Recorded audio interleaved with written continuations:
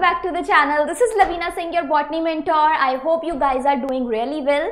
So आज जो मैं आपके लिए ये last part of the chapter लेकर आई हूँ, इसमें हम डिस्कस करने वाले हैं पोस्ट फर्टिलाइजेशन चेंजेस पार्ट 2 और यहाँ पे हम डिस्कस करेंगे seed, fruit, polyembryony and apomixis and आपका चैप्टर फिनिश.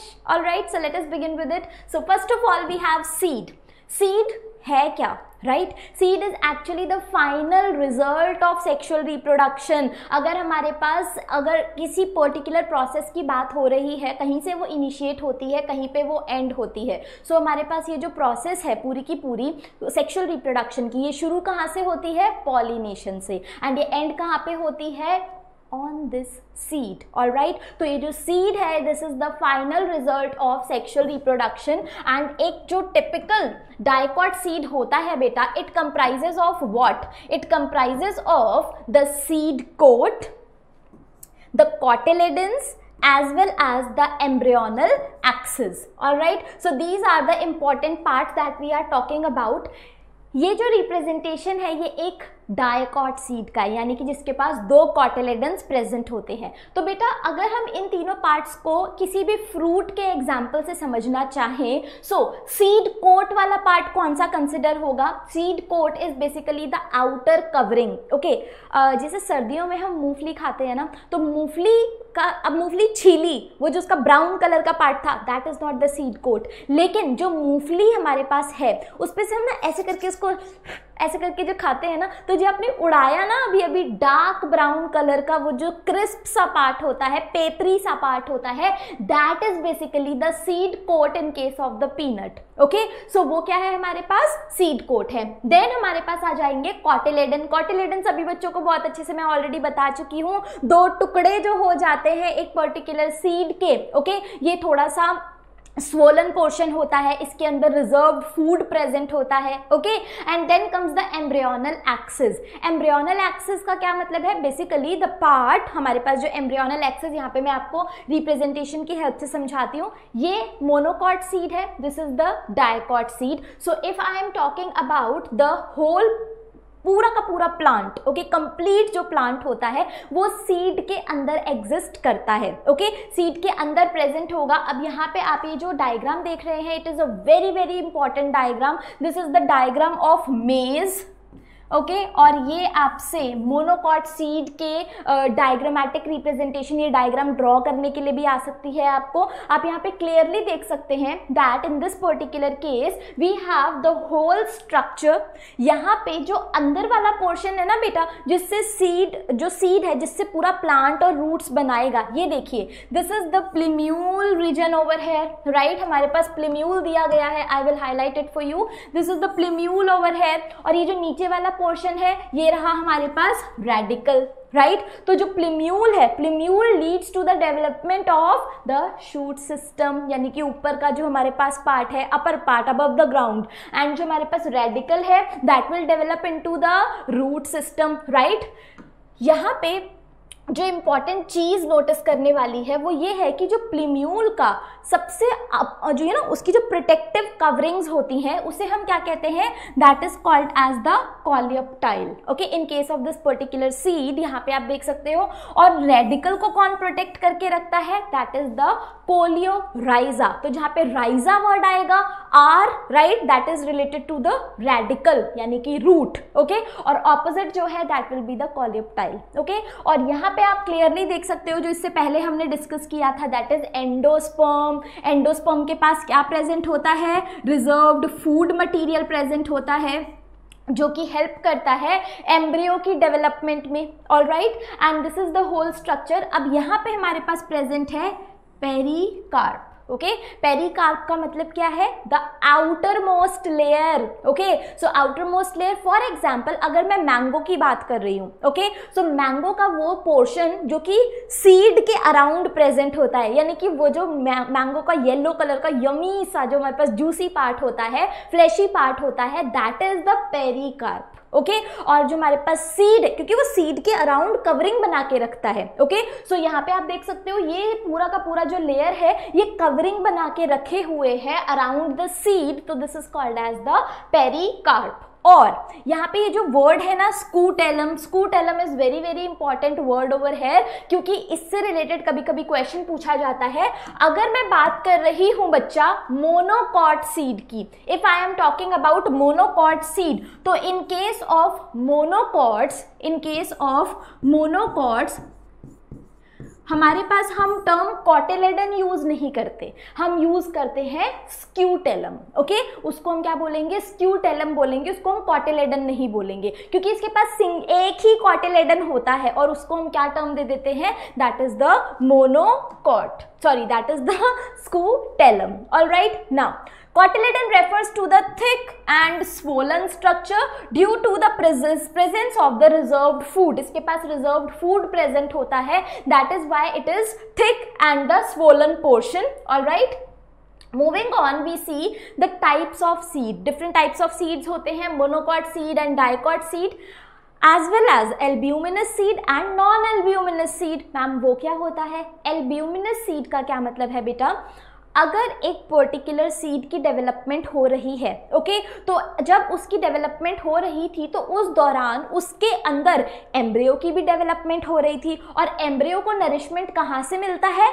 एंडोस्पर्म से मिलता है। अगर इस सीड के एम्ब्रियो ने सारा का सारा एंडोस्पर्म कंज्यूम कर लिया अपनी डेवलपमेंट के दौरान, तो उसे हम कहेंगे नॉन अल्ब्यूमिनस सीड।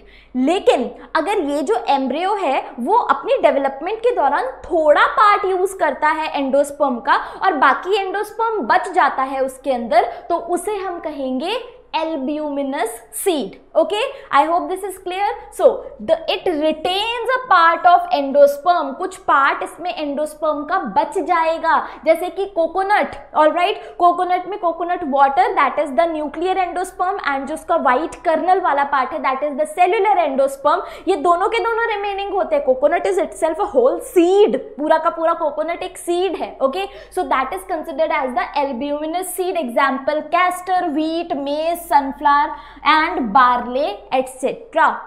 ये सभी के सभी जितने भी सीड्स आप इन सारे प्लांट्स के देखेंगे, उन सीड्स के अंदर कुछ पार्ट एंडोस्पर्म का रिटेन रह जाता है और इनको हम एल्ब्यूमिनस सीड कहते हैं। This is the example of castor over here in front of you. Alright, it is a dicot seed.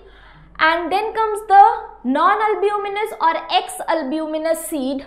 That means इसके पास कोई रेजिडुअल एंडोस्पर्म नहीं होता। जो इस सीड के अंदर का एम्ब्रियो था उसने अपनी डेवलपमेंट के दौरान सारा का सारा एंडोस्पर्म कंज्यूम कर लिया और कोई भी पार्ट ऑफ एंडोस्पर्म नहीं बचा, and that is why it is called as ex albuminous. Alright, तो बेटा आपका जो मटर है ना, मटर के जो दाने हैं, they are the example of the non albuminous seed और ex albuminous seed, pea and groundnut. Alright, यहाँ पे आप देख सकते हैं ये जो हमारे पास पूरा का पूरा स्ट्रक्चर आप देख रहे हो, right, this is the diagrammatic representation of the internal structure of the seed.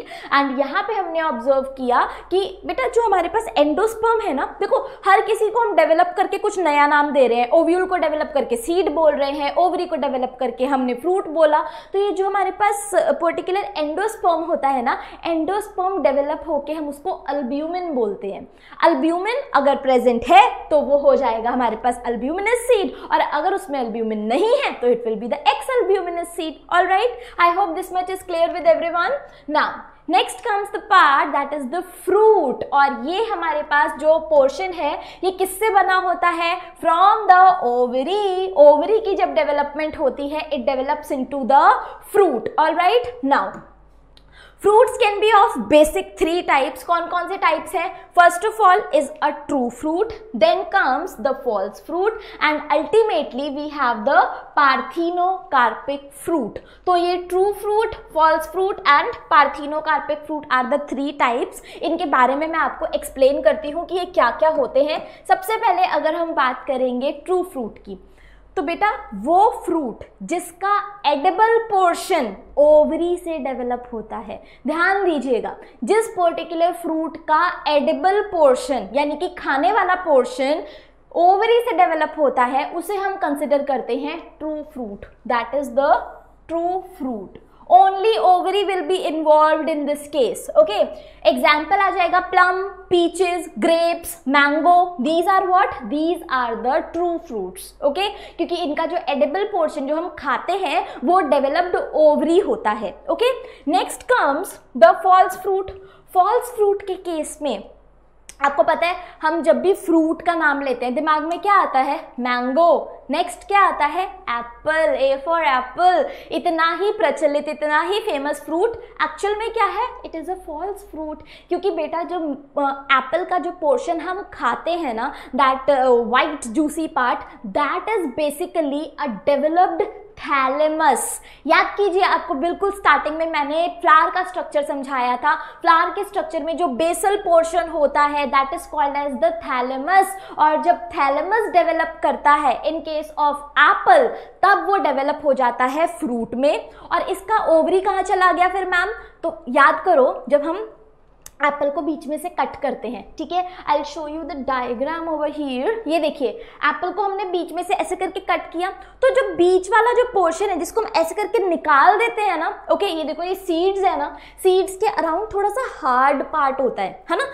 Seeds के अराउंड थोड़ा पेपरी सा हार्ड पार्ट होता है, that is actually the ovary. और वो क्या होता है? That is waste. ओवरी को थोड़ी ना खाते हैं हम इस केस में, हम तो ये बाहर वाला पोर्शन खाते हैं, that is the edible part over here. So यहाँ पे जो एडिबल पोर्शन है that is the developed thalamus. जो फ्लावर के केस में थैलेमस था वो डेवलप होके बना रहा है यहाँ पे एडिबल पोर्शन. और जो हमारे पास ये जो कोर है बीच में, ये जो बीच में मैंने आपको बताया बिल्कुल बिल्कुल सेंटर में लाइन जाती है, थोड़ी सी हार्ड होती है ये, दैट इज द ओवरी. इसको तो हम निकाल के फेंक देते हैं बाहर. So that is what a false fruit mean over here. Similarly जो स्ट्रॉबेरीज होती हैं they are also considered as the false fruit, क्योंकि वो भी डेवलप्ड थैलेमस होता है. ओके, तो ओवरी ने एडिबल पोर्शन का काम नहीं किया.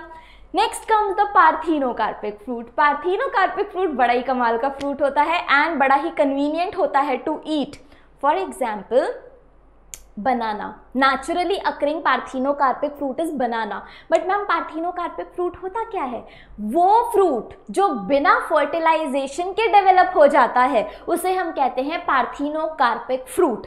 अब बेटा यहाँ पे ध्यान दीजिएगा, आई am talking about parthenocarpic fruit जिसमें जिसमें फर्टिलाइजेशन नहीं होता. आप बोलोगे मैम बिना फर्टिलाइजेशन के फ्रूट कैसे बन रहा है? बेटा फर्टिलाइजेशन का फ्रूट से लेना देना ही नहीं है. क्यों लेना देना नहीं है? क्योंकि फ्रूट क्या है? It is the developed ovary. Ovary के अंदर ओव्यूल होता है, ओव्यूल के अंदर एम्ब्रियो सैक होता है, एम्ब्रियो सैक के अंदर फीमेल गैमीट होता है. ये बात तो सबको क्लियर है. इस फीमेल गैमीट को मेल गैमीट मिलता है और उस प्रोसेस को हम फर्टिलाइजेशन कहते हैं.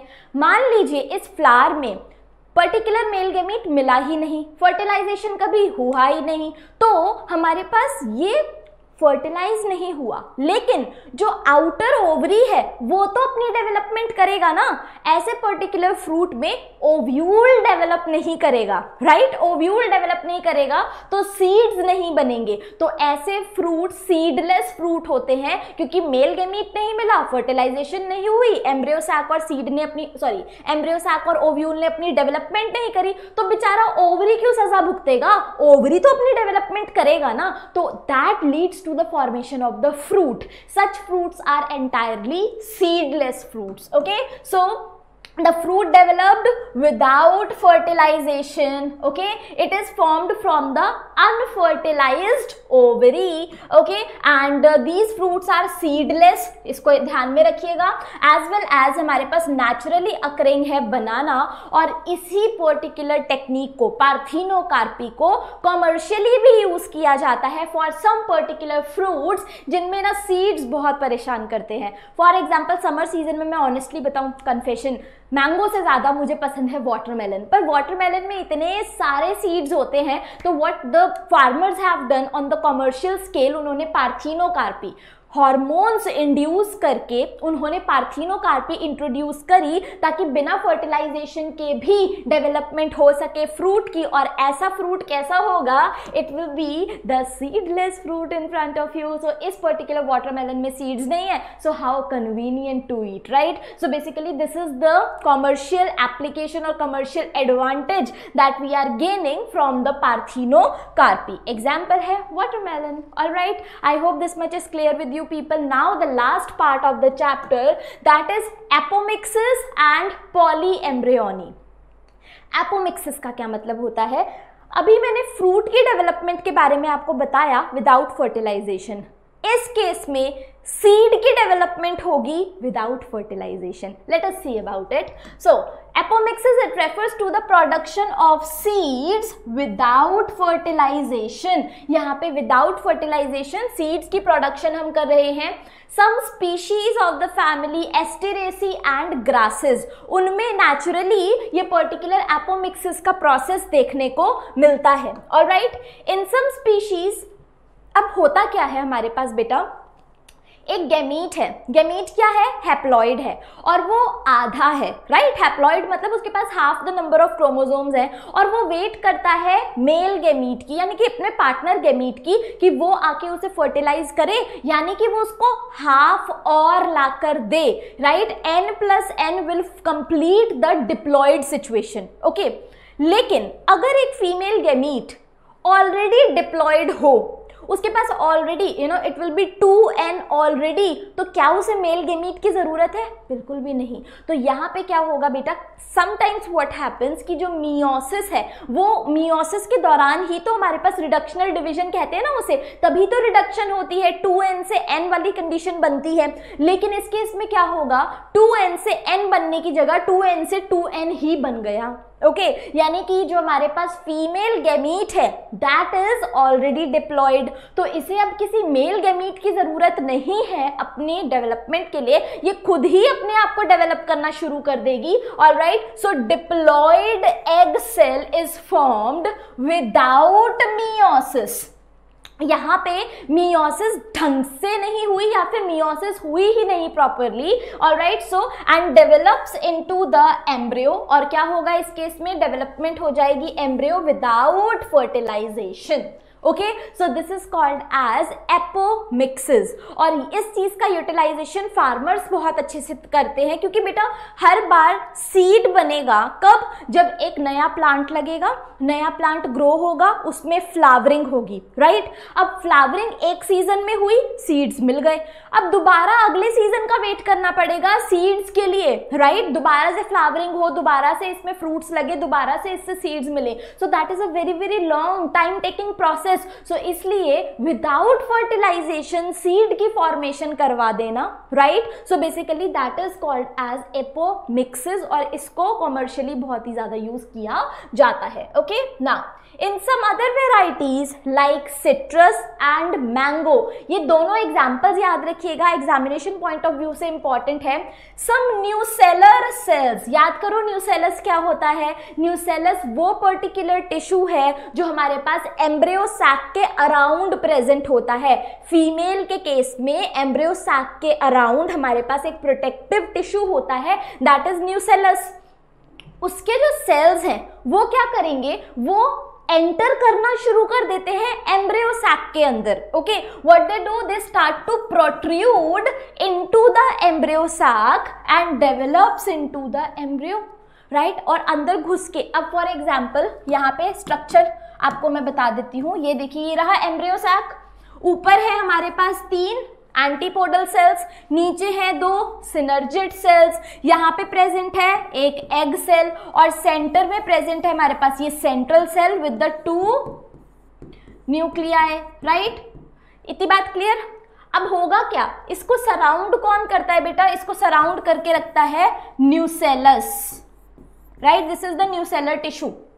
अब ये जो न्यूसेलस है, इसके हर एक सेल है ना, ये इनमें से कुछ सेल्स क्या करेंगे? प्रोट्रूड करेंगे इनसाइड एम्ब्रियो सैक, वो फर्टिलाइज कर देंगे एंटीपोडल सेल्स को, राइट? इसने भी यहां से प्रोट्रूड किया, इसने भी यहां से प्रोट्रूड किया, इन्होंने फर्टिलाइज कर दिया एंटीपोडल सेल्स को। कुछ आके फर्टिलाइज कर देंगे यहाँ पे अंदर की तरफ to the synergid cells, right. अब देखो ये फर्टिलाइजेशन तो हो ही रही है ना यहाँ पे, इसकी वजह से क्या होगा, एक एम्ब्रियो की डेवलपमेंट की जगह बहुत सारे एम्ब्रियो की डेवलपमेंट होनी शुरू हो जाएगी अंदर, ओके, जितने भी सेल्स अंदर फर्टिलाइज किए गए होंगे, राइट। सो वी सी कि हमारे पास 1 2 3 4 5 यहाँ पे तो 5 सेल्स प्रोट्रूड हो चुके हैं, तो इंस्टेड ऑफ 1, अदरवाइज बेटा एम्ब्रियो कब बनता, जो एक्चुअल में जो प्रॉपर नेचर का रूल है कि ये जो हमारे पास फीमेल गैमीट है ना, फीमेल गैमीट को एक मेल गैमीट आके फर्टिलाइज करेगा और आगे जाइगोट से एम्ब्रियो बनेगा। लेकिन इस केस में तो बहुत सारी फर्टिलाइजेशन देखी जा रही है, राइट। ये वन ऑफ द वे है बेटा of poly embryony, okay, it is one of the way, okay. So we observe that in such case each ovule will contain many embryos, बहुत सारे एम्ब्रियो होंगे इसके पास, and that is why the process is called as polyembryony.